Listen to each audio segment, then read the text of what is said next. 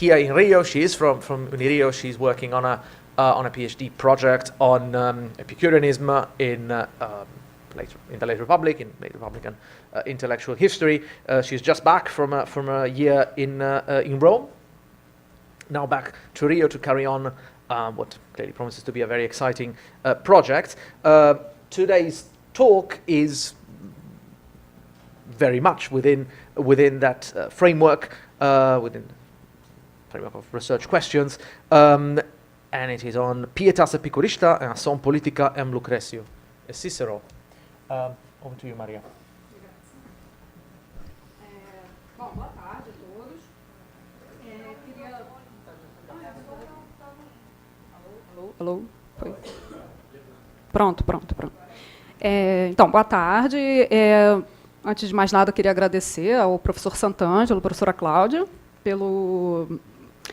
pela imensa oportunidade de estar aqui discutindo o meu trabalho, né, fazendo esse diálogo, esse confronto entre Lucrécio e Cícero. E é isso aí, muito obrigada. Vamos lá. Então, o professor Sant'Angelo já disse, né, o título da apresentação, e eu passo para a leitura. Diante do tema do presente colóquio, Cícero e a religião romana, convido o público a uma reflexão... isso aqui está péssimo. É que eu não estou vendo, está no meio do meu... Vou botar aqui sim. Isso aqui dobra, né? Legal.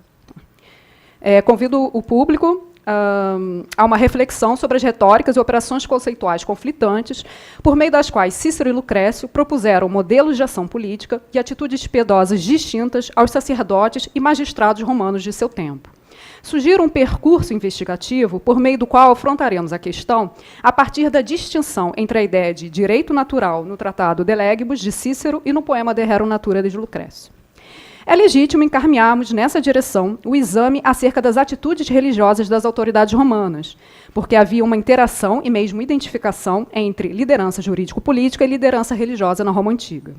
O direito público, ou seja, o conteúdo da ius civile e da ius sacrum, foi desenvolvido pelo Colégio Sacerdotal dos Pontífices, e no período final da República, os especialistas em lei, quando não pontífices, pertenciam a outros colégios, como o dos Álgores. Os sacerdotes em Roma se ocupavam do controle e realização de atividades de caráter legal, como o domínio do calendário e a supervisão dos tribunais. Eles instauravam processos e proferiam fórmulas e procedimentos de declaração de guerra e paz. Além disso, esses procedimentos eram precedidos por ritos divinatórios. Da mesma forma como os sacerdotes possuíam atribuições legais, os poderes dos magistrados provinham de suas funções religiosas. Os cônsules, por exemplo, adquiriram suas competências do direito que possuíam de tomar os auspícios. Esses eram os auspícios de investidura, cuja regulamentação estava fixada pela Lex Curiata. Optamos por partir do tema do direito natural, porque Cícero e Lucrécio recorreram à filosofia da natureza para suas interpretações sobre a religião e os seres divinos, o que trouxe consequências para a disposição do direito público romano. É preciso ressaltar que, na antiguidade, a filosofia da natureza não fazia distinção entre a tentativa de compreender o universo físico e a natureza dos deuses, ou seja, tratava-se de um único e mesmo problema. O interesse desses autores antigos pela filosofia da natureza cresceu consideravelmente durante o século I, antes da Era Comum, com o estreitamento dos contatos dos romanos com a cultura e os sistemas de pensamento helenísticos, e o consequente desenvolvimento de novos métodos de crítica e de julgamento, e uma maior exigência de racionalização dos discursos religioso e jurídico. Houve uma crescente racionalização, ainda que instrumental, dessas práticas discursivas já no século III, com a compilação e fixação das Tabulae Pontificae por Tibero Coruncânio. A partir do momento em que a escrita passou a servir à comunicação pública, houve um esforço de publicização das fórmulas da religião e do direito e a consequente perda do monopólio sobre as mesmas por parte do círculo sacerdotal. No século I, a filosofia da natureza contribuiu para esse processo a partir de uma racionalização a nível teórico, ao oferecer as referências e categorias conceituais e os métodos e recursos de formalização para que o direito público romano se tornasse objeto de amplo debate e questionamento. Conduzida com força reflexiva, e mesmo para o caso de Lucrécio com capacidade de ruptura, a discussão travada pelos intelectuais romanos do período final da República buscou estabelecer as bases de um direito natural que, em seguida, instruiu magistrados e sacerdotes na administração e aplicação da lei. Dito isso, cumpre manter afastada a todo custo da presente discussão a interpretação equivocada segundo a qual o direito romano atingiu na República Tardia altos níveis de secularização. O referido processo de racionalização prática e discursiva em nenhum momento levou a uma ruptura entre lei e religião em toda a história do Império Romano. Levando em consideração a conexão entre lei e religião, fundamental para o regular funcionamento institucional da urbes, e a racionalização teórica a que ambas foram submetidas no século I, com o incremento de um discurso rigoroso e especializado, nos deparamos com a disputa pela definição e controle tanto do campo semântico jurídico e religioso, como da conduta piedosa e ação pública daqueles que aplicavam a lei, as autoridades magistrais e sacerdotais romanas. Iniciaremos nossa reflexão, conforme já antecipamos, com um estudo histórico-conceitual do vocabulário que estrutura e delimita as ideias de direito natural nas obras selecionadas de Cícero e Lucrécio. Interessa-nos perceber como esses dois intelectuais, tendo admitido e feito convergir elementos oriundos de escolas de pensamento e domínios da vida social distintos, para além daquele propriamente jurídico, forjaram uma terminologia normativa cuja orientação política e religiosa será instrumentalizada de modo pragmático na arena da comunicação pública, para interferir nas tomadas de decisão e condução da rede pública. Enquanto Cícero recorreu à tradição ancestral e às correntes filosóficas acadêmica, peripatética e estoica, Lucrécio instruiu-se sobretudo na doutrina epicurista. Vejamos, em primeiro lugar, a concepção de direito natural no De Legibus. O De Legibus é um tratado filosófico-político em forma de diálogo, composto possivelmente entre os anos 53 e 51. Cumpre destacar que, quando iniciou sua escrita, Cícero já havia sido cônsul em 63 e tornara-se algo em 53. Nesse mesmo ano, escreveu o livro De Algoris, de caráter técnico, que não chegou a nós. O diálogo possui como interlocutores Marcos, personagem que não coincide, contudo, com o próprio Cícero, mas que evoca sua voz autoral, Quintus e Áticos, respectivamente seu irmão e amigo, e ambientado na sua vila em Arpino. No diálogo, o orador romano afirma que a essência da lei procede da prima societas, ou seja, do vínculo primeiro que une os seres humanos aos deuses.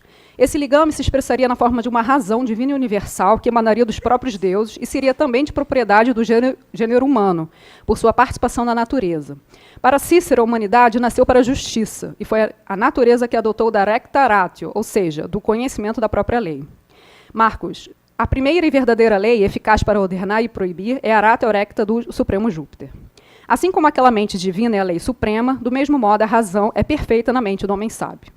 Os fundamentos do direito não provêm, de acordo com Cícero, da convenção, mas da natureza. Haveria, portanto, uma razão natural, divina e universal, que precederia toda lei escrita.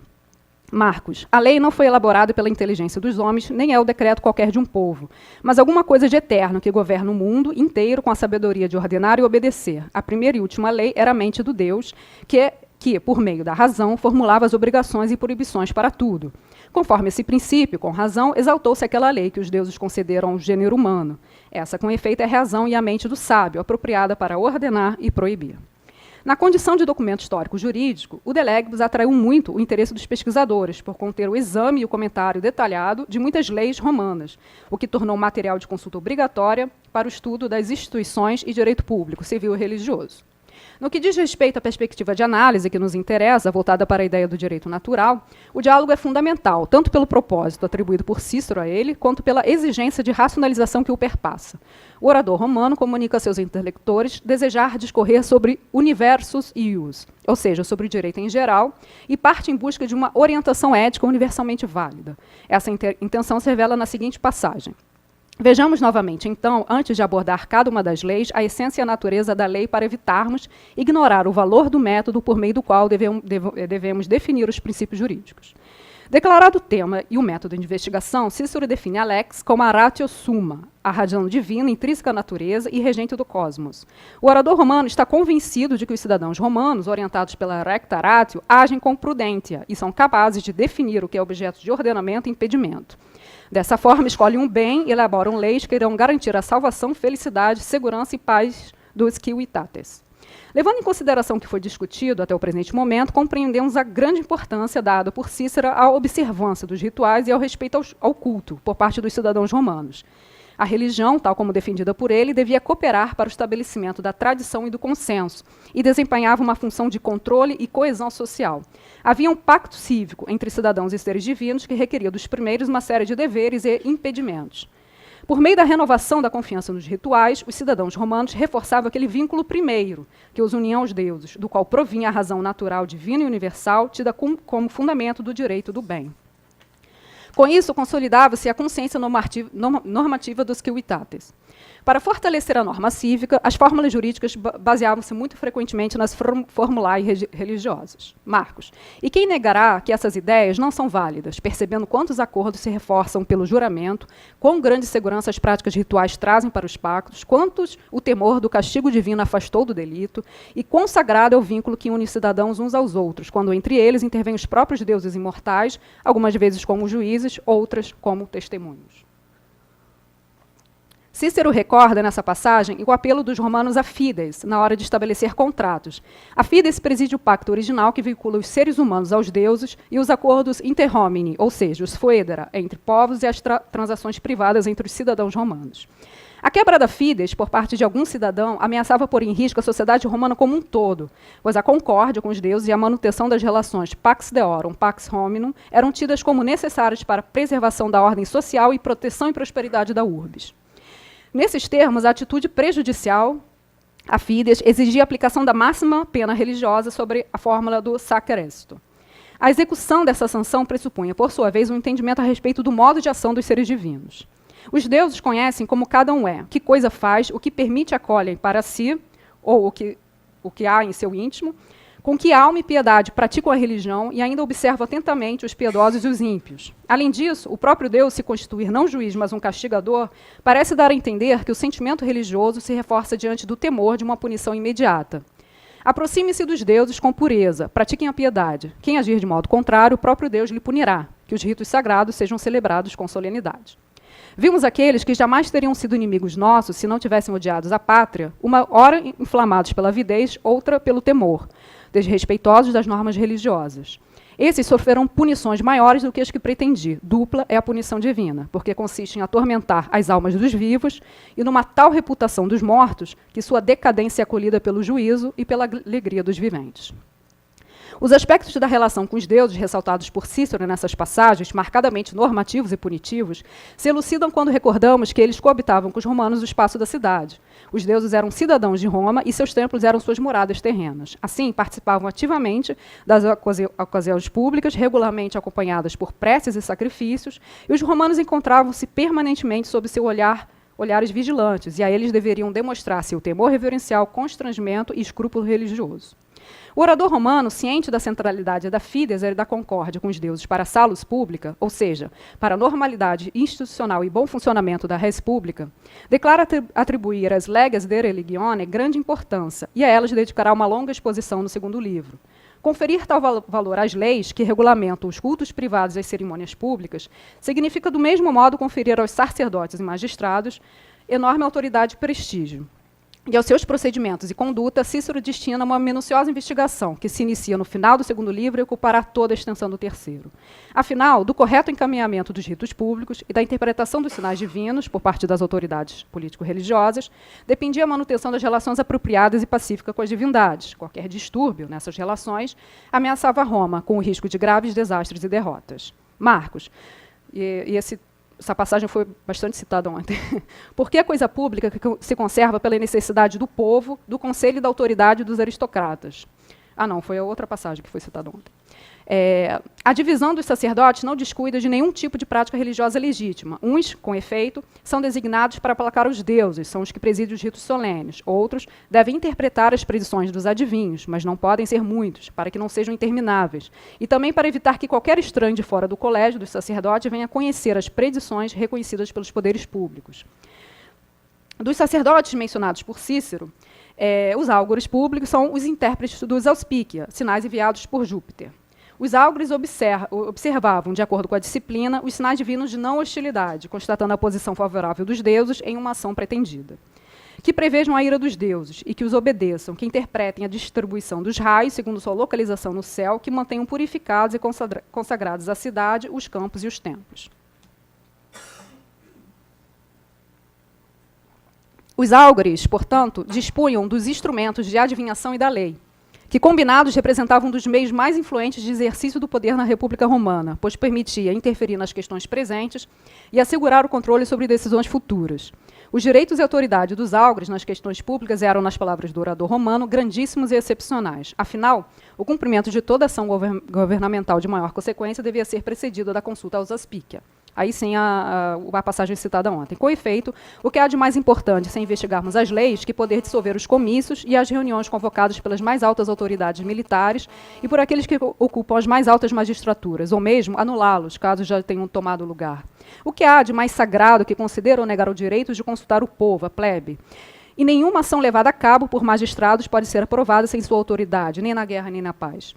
Em resumo, a autoridade e o exercício do poder dos áugures eram notáveis e a sociedade romana esperava que fossem versados nas leis e capazes de dizer o direito. Que tudo o que o áugur declare injusto, nefasto, defeituoso, contrário aos auspícios, seja anulado e interrompido e receba pena capital aquele que não obedecer.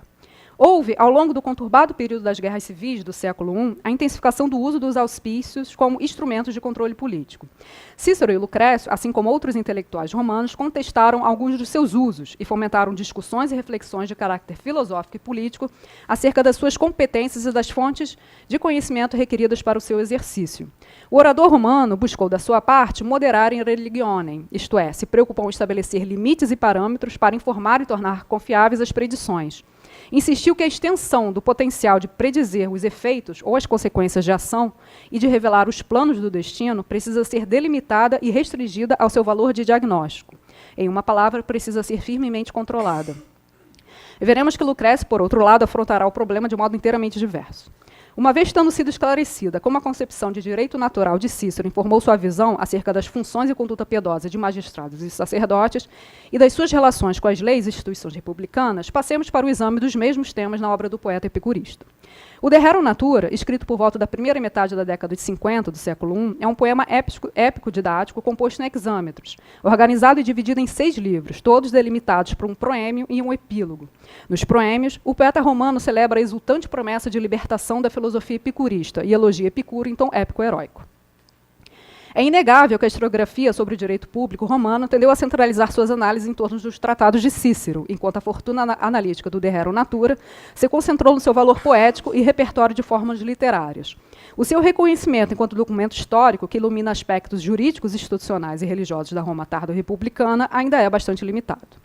Iniciaria a discussão sobre as ideias do direito natural e pietas epicurista contidas no poema, chamando a atenção para o que identifico como sendo uma demonstração de retórica desviante por parte de Lucrécio.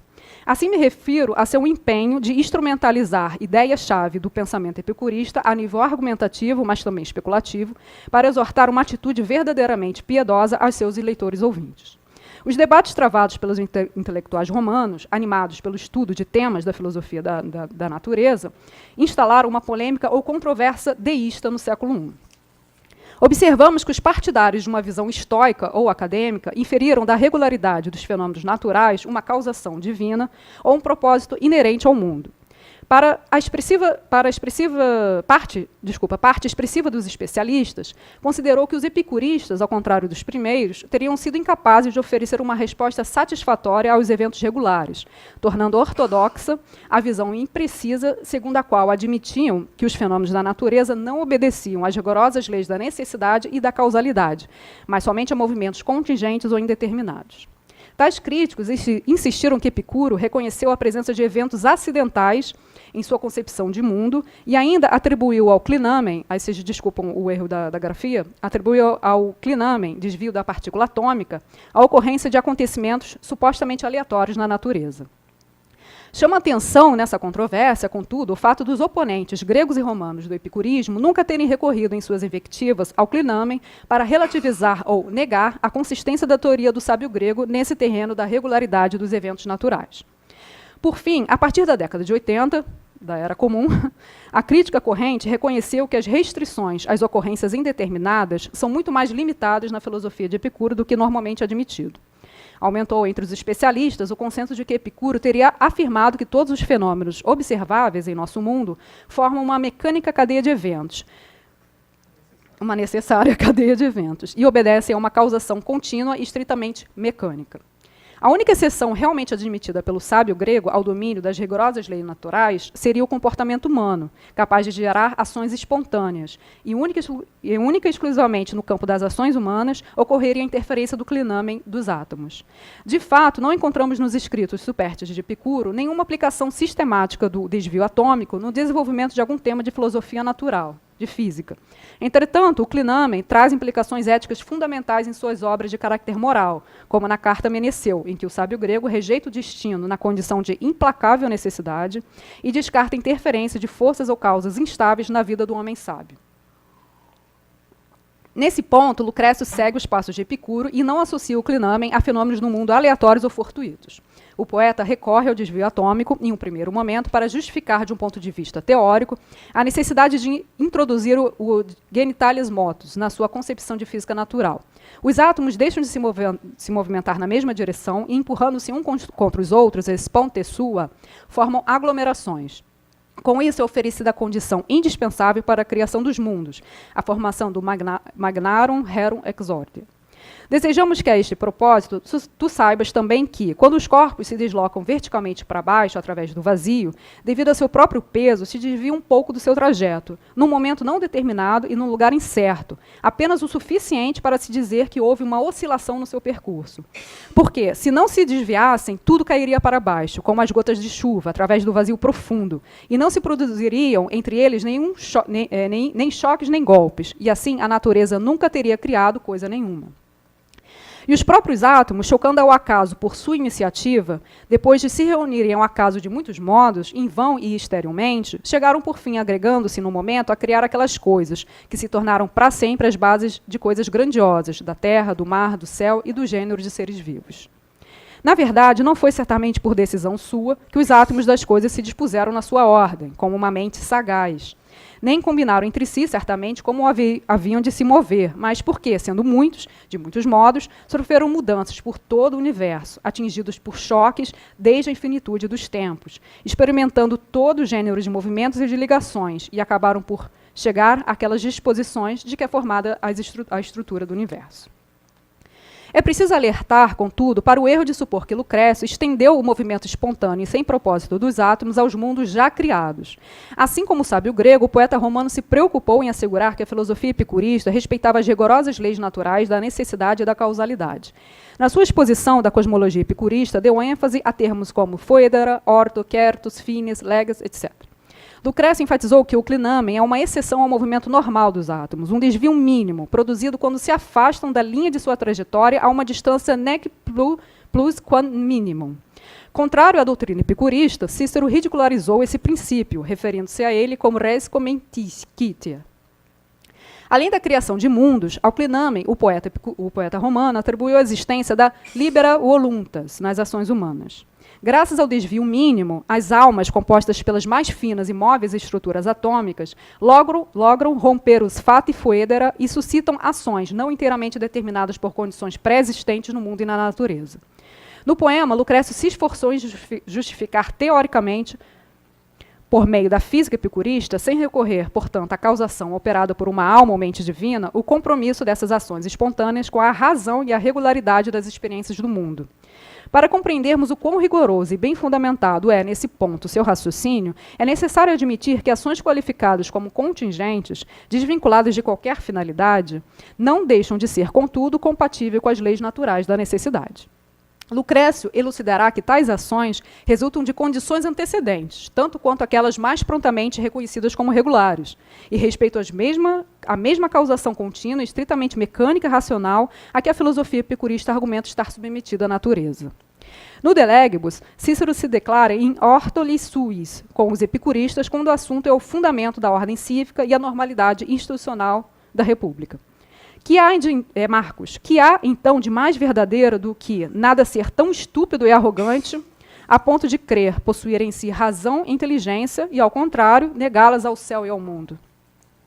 A dissensão levantada por Cícero é uma tópica de invectiva bastante frequente contra os epicuristas. As ações humanas, supostamente desvinculadas das leis que regem a natureza e o cosmos, e das quais dependem todos os demais fenômenos e ocorrências do mundo, se mostrariam totalmente acidentais e aleatórias. Tal entendimento errôneo, voluntário ou não, da espontaneidade e libera voluntas epicuristas, facilitou a disseminação, na arena da comunicação pública, da acusação de que os adeptos da doutrina do sábio grego visavam alcançar apenas a utilidade individual. Assim, desse ponto de vista, os epicuristas estariam indo de encontro à perspectiva da utilidade pública, comum a todos os cidadãos. Entretanto, por meio da sua retórica desviante, Lucrécio defenderá a ratio epicurista como fundamento a garantir legitimidade e consistência crítica ao direito. O poeta romano proporá, no lugar da recta ratio ciceroniana, proveniente de uma natureza divinamente animada, a ratio epicurista, princípio da causação estritamente mecânica da natureza. Considerando a questão desse ponto de vista, podemos apenas especular com que estranheza Lucrécio teria acolhido a ideia de consagrar à razão um templo sagrado em Roma, dedicado publicamente. A ratio é a ideia-chave do sistema de pensamento epicurista. Por meio dela, o poeta romano criou, no De Rara Natura, um fluxo de valências simbólicas entre a cosmologia epicurista e o campo conceitual da política e religião romanas, e logrou articular necessidade e pura contingência, razão natural e liberdade de ação. Lucrécio criticou de forma contundente o modelo de piedade prescrito pela religião tradicional romana. Preocupou-se, sobretudo, com o caráter, a seu ver, restritivo e punitivo da fides, que constrangiu os cidadãos romanos à estrita observância dos rituais. O poeta epicurista considerou que esse pacto cívico com os deuses não conduzia a um controlado e refletido processo de engajamento com a esfera divina. Havia o risco dos cidadãos ultrapassarem os limites do zelo religioso e se entregarem a um temor irracional frente à ira e prescrições de deuses tidos como irascíveis. O terror religioso, nessas condições, era incompatível com um espírito razoável e uma visão esclarecida, filosófica. Diferentemente de Cícero, Lucrécio considerou que o temor religioso e a expectativa da punição divina, no lugar de cooperarem para a estabilidade da ordem social, impeliam os romanos a declararem guerras e a praticarem toda sorte de delitos, atentando contra seu próprio bem e pondo suas vidas permanentemente em risco. No De Rara Natura, o poeta romano exortou seu público-alvo, a elite romana de seu tempo, a submeter a fides à ratio. Com isso, propôs que o temor religioso fosse combatido no campo da especulação científica. A filosofia epicurista oferecia o esclarecimento acerca da mecânica de funcionamento da natureza, necessário para subtrair o homem do temor dos julgamentos divinos. Se tiveres um conhecimento seguro dessas coisas, verás de imediato a natureza, livre e privada de amos soberbos, operar ela própria todas as coisas, por sua iniciativa, por si só, sem os deuses. Na verdade, pelos sagrados corações dos deuses, que em tranquila paz levam uma existência tranquila e uma vida serena. Quem poderia governar a totalidade no infinito? Quem poderia controlar com a sua mão, de forma equilibrada, as rédeas do imenso espaço? Quem poderia fazer igualmente girar todos os céus e nutrir todas as terras fecundas com os fogos etéreos? Estar em qualquer lugar a todo momento, pronto para criar trevas com as nuvens e para abalar com um trovão um céu claro, e depois enviar raios e destruir frequentemente os seus próprios santuários, e afastando-se para o deserto, embravecer-se treinando o dardo, que mesmo assim, muitas vezes, poupa os culpados e mata os inocentes e as pessoas de bem. Assim como não interferem na mecânica de funcionamento da natureza, os deuses não intervêm nos assuntos humanos. Ou seja, Lucrécio compreende o modo de ação dos deuses, dos seres divinos, de forma bastante distinta daquela exposta por Cícero no De Legibus.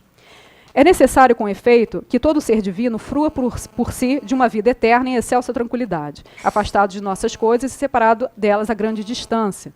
Na verdade, isento de todo sofrimento, isento de todos os perigos, forte com seus próprios recursos, não precisando de nós para nada, não é influenciado pelas nossas boas ações, nem se deixa tocar pela nossa cólera. É possível identificar, ao longo do De Rara Natura, uma série de críticas endereçadas pelo poeta epicurista às formas tradicionais da prece, dos juramentos e de outras fórmulas religiosas romanas que solicitam demandas, auxílio ou a simples mediação dos deuses. É bastante significativo que Lucrécio tenha formulado a primeira prece filosófica em língua latina, endereçada a Vênus, o que revela a sua disposição de ressignificar as práticas discursivas vinculadas à religio pública romana. Bom, Cláudia e eu escrevemos um artigo justamente sobre essa prece. Cadê? Aqui. Luminas Solis. Lucrécio e a prece a Vênus, né, De Rara Natura. Bom. Não devemos, contudo, pensar que, na perspectiva do poeta epicurista, os deuses estão completamente ausentes da experiência humana. Afinal, é a partir dos simulacra, a imagem tênue e escassamente perceptível, dos deuses e de sua tranquilidade, que os adeptos do epicurismo adquirem a sua própria noção de tranquilidade e perseguem a ataraxia, imperturbabilidade ou invulnerabilidade, condição para alcançar a eudaimonia, a felicidade. Lucrécio se empenhou em convencer os membros da elite romana de que a única conduta compatível com a verdadeira pietas, exigida por sua posição social e no exercício de suas obrigações magistrais e sacerdotais, é aquela fundamentada na ratio epicurista. A eles, o poeta recomendou uma reformulação do pacto cívico com os deuses romanos.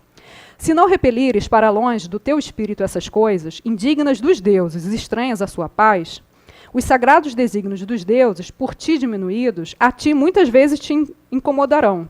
Não porque o excelso poder dos deuses possa ser ofendido, a ponto de, por causa da ira, aplicar terríveis castigos, mas porque, estando eles em segurança, em plácida paz, imaginas que nos teus ânimos, rolam grandes vagas de ira, e não te dirigirás aos santuários dos deuses com um coração sereno. Não será capaz de receber com tranquila paz de espírito os simulacros que são emitidos dos corpos sagrados, mensageiros da forma divina para as mentes dos homens.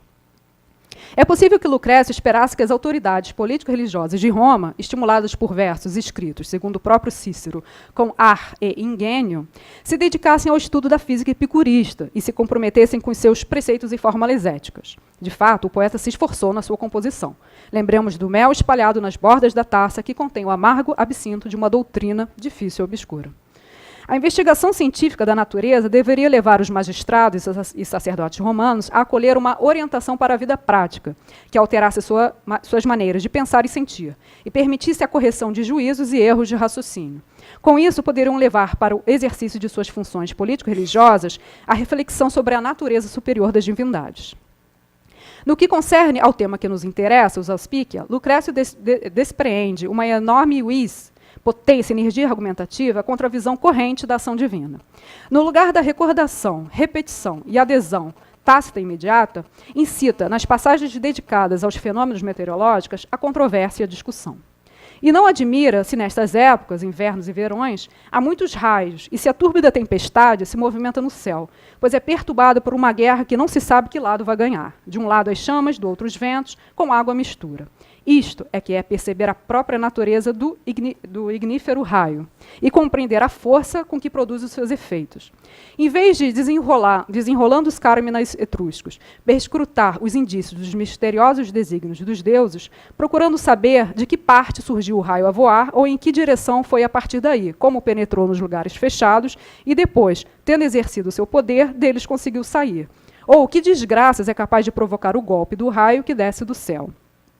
Porque se é Júpiter e os outros deuses que abalam as refulgentes regiões do céu com o terrífero trovão e lançam o fogo para onde apraz a cada um deles, por que é que aqueles que não se coíbem de nenhum crime abominável não fazem que, atingidos, exalem do peito trespassado as chamas do raio, fazendo deles um aviso acre aos mortais? Mas é antes aquele que tem a consciência tranquila, de toda torpeza, quem é apanhado nas chamas e nela se revolve, apesar de inocente, subitamente arrebatado pelo celeste turbilhão do fogo. Assim como Cícero, sobretudo no De Divinatione, o poeta romano se envolveu ativamente na discussão filosófica em torno do preocupante aumento do uso dos auspícios como instrumentos de controle político. Ciente das leis, por vezes complexas, reguladoras do exercício da auspicação, Lucrécio instruiu as autoridades magistrais e sacerdotais romanas na ratio epicurista, pois estava convencido de que seria eficiente para orientá-las nos processos de tomada de decisão em meio ao cenário de instabilidade e incertezas das guerras civis do século I. Mesmo Cícero reconheceu que, em casos de crise, é absolutamente necessário obedecer às circunstâncias do que aos costumes. E a crise política havia precipitado e alastrado o terror religioso e a expectativa pelos sinais divinos de hostilidade e desaprovação. A ratio epicurista trazia a possibilidade de subtrair a elite romana da lógica aniquiladora das facções e do temor irracional frente aos deuses, restituindo-lhes a libertas com que se deveria agir em prol da república. Indo além, a ratio epicurista pode ser muito apropriadamente definida, tomando de empréstimo as palavras de Koselleck, como um conceito de expectativa, voltado para satisfazer necessidades e exigências novas. Diante do desafio de administrar a estrutura relativamente complexa em expansão do Império Romano, território religioso e etnicamente diversificado, Lucrécio articulou uma linguagem político-religiosa que abriu uma janela para considerações de cálculo político e ações, ao menos em parte, comprometidas com a autonomia da razão. E a autonomia da razão aqui foi só uma provocação. Não é sério, isso não vai para o artigo, não, autonomia da razão. Eu vou mudar, não se pode botar isso. Obrigada, é só isso.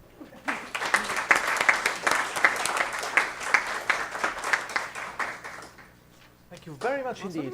Sue, over to you.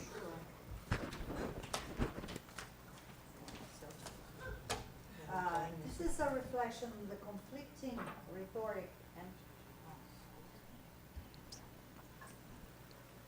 This is a reflection on the conflicting rhetoric and conceptual operations through which Cicero and Lucretius proposed distinct models of political action and pious attitudes to Roman priests and magistrates of their time.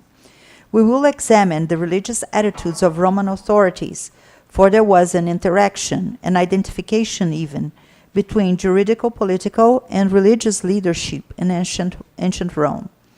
Public law, the content of ius civili, civil law, and the ius sacrum, sacred law, was developed by the Pontifical College of Priests, and during the late Republic, law specialists, when not pontifices, belonged to other colleges, like the augurs.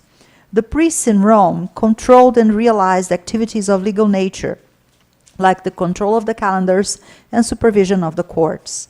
They started processes and proffered formulas and procedures for declarations both of war and of peace.